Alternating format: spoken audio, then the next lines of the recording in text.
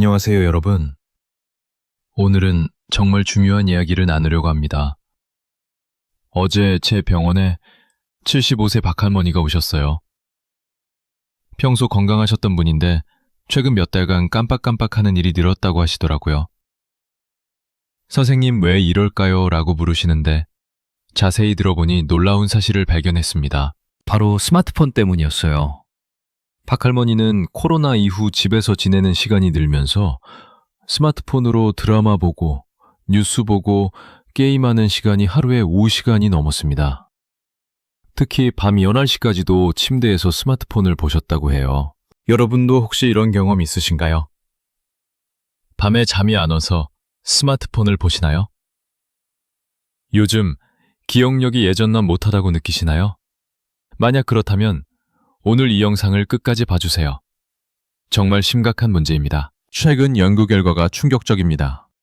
60세 이상에서 스마트폰을 하루 4시간 이상 사용하면 알츠하이머 발병률이 65%나 증가한다는 거예요. 65%입니다. 이건 정말 무시할 수 없는 수치예요. 더 놀라운 건 밤 9시 이후 스마트폰 사용이 뇌세포 재생을 방해한다는 사실입니다.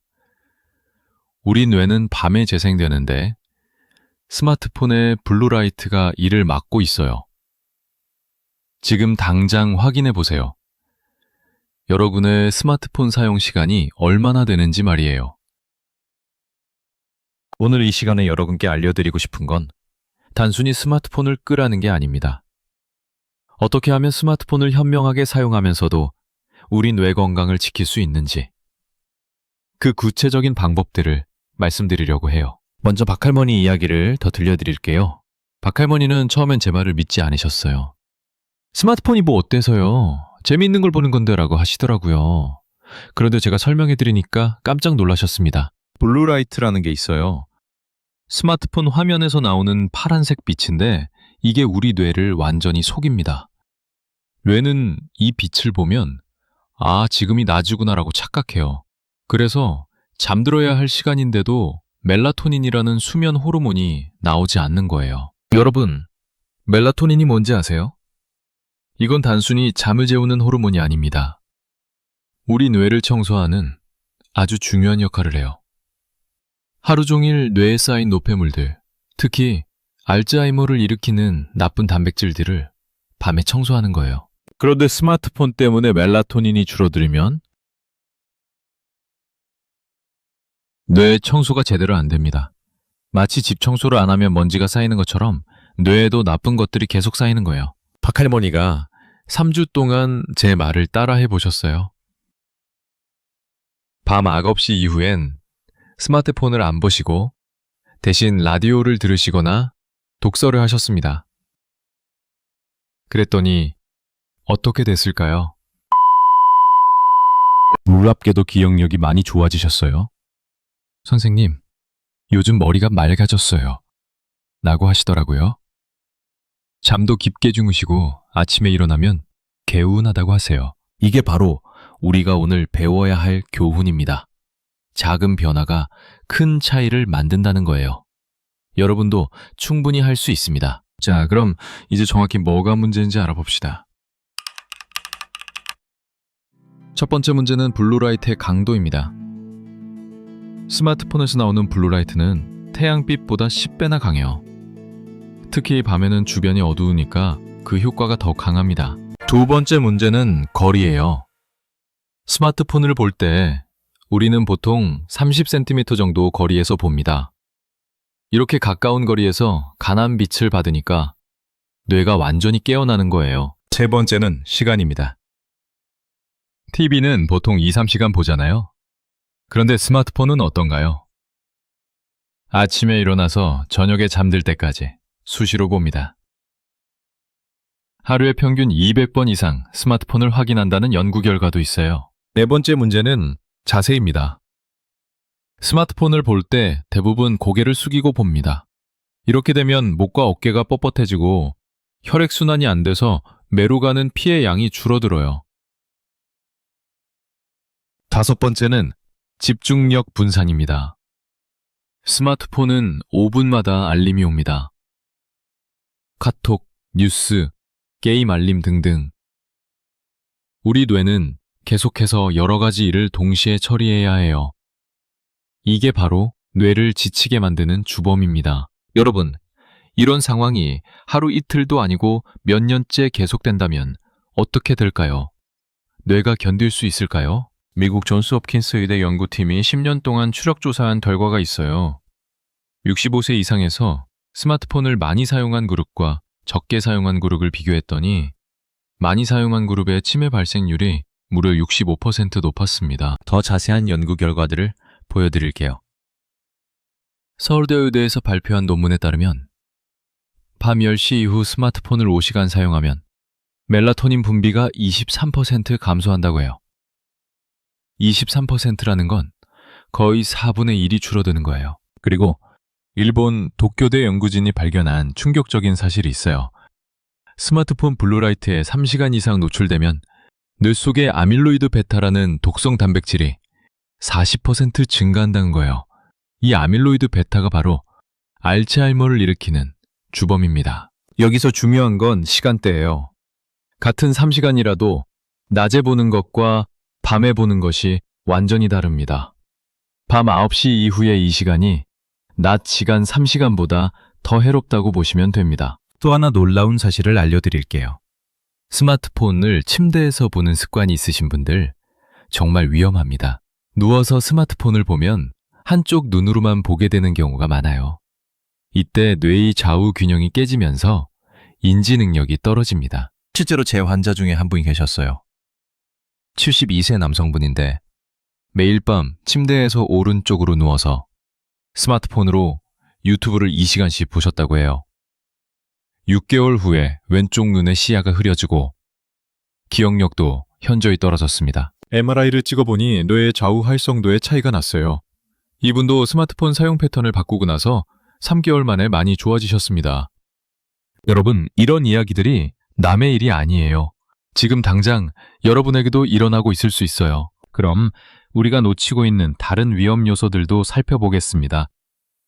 첫 번째는 수면 패턴의 변화예요. 스마트폰을 많이 보시는 분들은 대부분 잠드는 시간이 늦어집니다. 3시에 자던 분이 12시, 1시로 점점 늦어져요. 문제는 여기서 끝나지 않아요. 늦게 자니까 아침에 늦게 일어나죠. 그러면 생체 리듬이 완전히 깨집니다. 우리 몸은 해가 뜨면 일어나고 해가 지면 자도록 설계되어 있는데 이 리듬이 깨지면 호르몬 분비가 엉망이 됩니다. 두 번째는 운동 부족입니다. 스마트폰을 보는 시간이 늘어나면 자연스럽게 움직이는 시간이 줄어들어요. 예전엔 산책하던 시간에 소파에 앉아서 스마트폰을 보게 됩니다.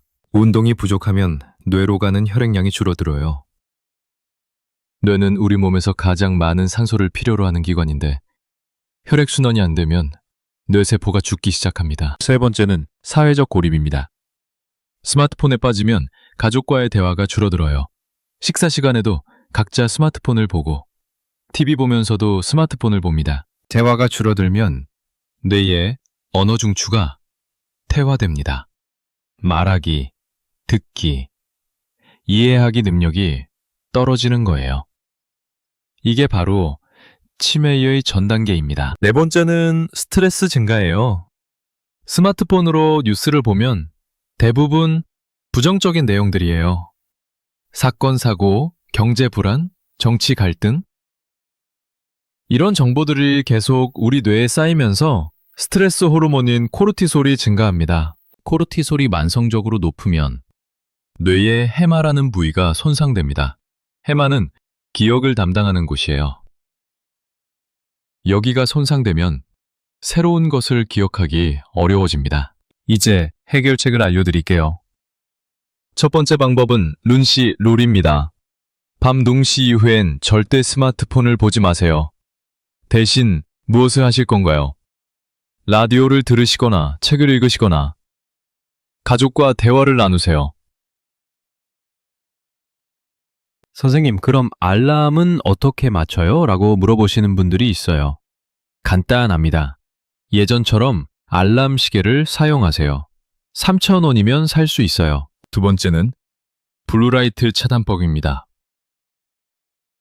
부득이하게 저녁에 스마트폰을 써야 한다면 블루라이트 차단 안경을 착용하세요. 또는 스마트폰 설정에서 야간 모드를 켜세요. 화면이 노란색으로 바뀔 거예요. 하지만 이것도 완벽한 해결책은 아닙니다. 가장 좋은 건 아예 안 보는 거예요. 세 번째는 거리두기입니다. 스마트폰을 볼 때 최소 50cm 이상 떨어뜨려서 보세요. 팔을 쭉 뻗었을 때의 거리 정도면 됩니다. 그리고 20분마다 20초 동안 6m 밖을 바라보세요. 이걸 20-20-6 룰이라고 해요. 네 번째는 알림 끄기입니다. 카톡, 뉴스, 게임 등 모든 앱의 알림을 꺼버리세요. 알림이 오면 우리 뇌는 즉시 반응하게 되어 있어요. 이걸 끊어야 합니다. 그럼 중요한 연락을 못 받으면 어떻게 해요? 라고 걱정하실 텐데 정말 급한 일이면 전화가 올 거예요. 카톡으로 오는 대부분의 메시지는 급하지 않은 내용들이에요. 다섯 번째는 대체 활동 찾기입니다. 스마트폰 보던 시간에 무엇을 할지 미리 정해두세요. 독서, 퍼즐, 그림 그리기, 악기 연주, 요리, 정리정돈, 뭐든 좋아요. 여섯 번째 방법은 점진적 감량법입니다. 갑자기 스마트폰을 끊기는 어려우니까 조금씩 줄여나가세요. 지금 하루에 6시간 보신다면 일주일에 30분씩 줄여보세요. 4주면 4시간 이하로 줄일 수 있어요. 일곱 번째는 공간분리법입니다. 침실에는 절대 스마트폰을 들고 들어가지 마세요. 침실은 오직 잠자는 공간으로만 사용하세요. 스마트폰은 거실 테이블에 두고 충전하세요. 여덟 번째는 시간 측정법입니다. 스마트폰 설정에서 앱 사용 시간을 확인해 보세요. 하루에 얼마나 사용하는지 정확히 알아야 줄일 수 있어요. 목표는 하루 2시간 이하입니다. 아홉 번째는 아침 습관 바꾸기입니다. 아침에 일어나자마자 스마트폰부터 보는 습관 있으시죠? 이걸 바꿔보세요. 일어나면 먼저 물 한 잔 마시고 가벼운 스트레칭을 하고 그 다음에 스마트폰을 보세요. 열 번째는 가족 협력법입니다. 혼자 하기 어려우면 가족과 함께 해보세요. 우리 집은 저녁 9시 이후 스마트폰 금지라고 정하고 모두 함께 지키는 거예요. 이때 중요한 건 서로 감시하는 게 아니라 서로 격려하는 거예요. 아, 깜빡하고 스마트폰 봤네 라고 하면 괜찮아, 내일부터 다시 하자 라고 해주세요. 각각의 방법들을 실천할 때 주의사항도 말씀드릴게요. 너무 완벽하게 하려고 하지 마세요. 처음엔 실패하는 게 당연해요. 중요한 건 포기하지 않고 계속 시도하는 거예요. 이제 연령대별 맞춤 조언을 드릴게요. 60대 분들은 아직 활동적이시니까 스마트폰 대신 할 수 있는 활동들이 많아요. 등산, 수영, 요가, 봉사활동, 새로운 취미 배우기 등등. 이런 활동들로 스마트폰 시간을 대체해 보세요. 70대 분들은 체력적으로 제한이 있으실 수 있어요. 그렇다면 실내에서 할 수 있는 활동들을 찾아보세요. 책 읽기, 일기 쓰기, 손 자녀와 전화 통화하기, 라디오 듣기, 가벼운 실내 운동 등이 좋아요. 80대 분들은 더욱 조심스럽게 접근해야 해요. 갑자기 스마트폰을 끊으면 오히려 우울해질 수 있어요. 서서히 줄이되 가족들의 도움을 많이 받으세요. 예산 효과도 말씀드릴게요. 첫 3일 동안은 좀 답답하실 거예요. 뭔가 손이 심심하다고 느끼실 수 있어요. 이건 정상적인 반응이니까 걱정하지 마세요. 일주일이 지나면 잠이 깊어지기 시작해요. 아침에 일어났을 때 개운함을 느끼실 거예요. 2주일 후에는 집중력이 좋아집니다. 책을 읽거나 TV를 볼 때 더 집중할 수 있어요. 1개월 후에는 기억력 개선을 체감하실 거예요. 어라? 요즘 깜빡하는 일이 줄었네? 라고 느끼실 거예요. 3개월 후에는 완전히 다른 사람이 된 것 같은 느낌을 받으실 거예요. 머리가 맑아지고 활력이 생기고 가족과의 관계도 좋아집니다. 하지만 몇 가지 주의사항이 있어요. 첫째, 처음에 금단 증상이 있을 수 있어요. 불안하거나 초조할 수 있는데 이럴 때는 깊게 숨을 쉬고 다른 활동에 집중하세요. 둘째, 너무 급하게 변화를 주지 마세요. 몸과 마음이 적응할 시간이 필요해요. 셋째, 가족이나 주변 사람들의 이해와 협조가 필요해요. 혼자서 하기엔 어려울 수 있어요. 지금까지 말씀드린 내용을 정리해 드릴게요. 첫째, 스마트폰 블루라이트가 우리 뇌에 미치는 영향은 생각보다 훨씬 심각합니다. 특히 60세 이상에서는 치매 위험을 크게 높일 수 있어요. 둘째, 가장 위험한 시간대는 밤 9시 이후입니다. 이 시간에는 절대 스마트폰을 보지 마세요. 이것만 지켜도 50% 이상의 위험을 줄일 수 있어요. 셋째, 완전히 끊기보다는 현명하게 사용하는 방법을 배우는 게 중요해요. 시간 제한, 거리 두기, 알림 끄기, 대체 활동 찾기 등의 방법들을 실천해 보세요. 여러분, 이건 정말 시급한 문제예요. 지금 당장 시작하지 않으면 나중에 후회할 수 있어요. 하지만 너무 걱정하지는 마세요. 지금부터라도 시작하면 충분히 개선할 수 있어요. 박할머니처럼 3주 만에 변화를 느낄 수 있어요. 여러분도 할 수 있어요. 나이가 많다고 포기하지 마세요. 80세에 시작해도 늦지 않아요. 제가 진료하면서 만난 많은 환자분들이 이미 성공하고 계세요. 85세 할아버지도 스마트폰 시간을 줄이고 나서 기억력이 좋아졌다고 하세요. 여러분의 뇌는 아직도 변화할 수 있어요. 우리 뇌는 죽을 때까지 새로운 연결을 만들 수 있어요. 이를 뇌가 소성이라고 해요. 나이가 들어도 뇌는 계속 발전할 수 있다는 뜻이에요. 오늘부터 시작해보세요. 작은 변화가 큰 기적을 만들어낼 거예요. 마지막으로 희망적인 메시지를 전하고 싶어요. 건강한 노후는 선택의 문제예요. 유전자나 운명이 아니라 우리가 지금 무엇을 하느냐에 달려 있어요. 스마트폰 사용 습관을 바꾸는 것. 작은 일처럼 보이지만 인생을 바꿀 수 있는 큰 변화예요. 치매 없는 건강한 100세.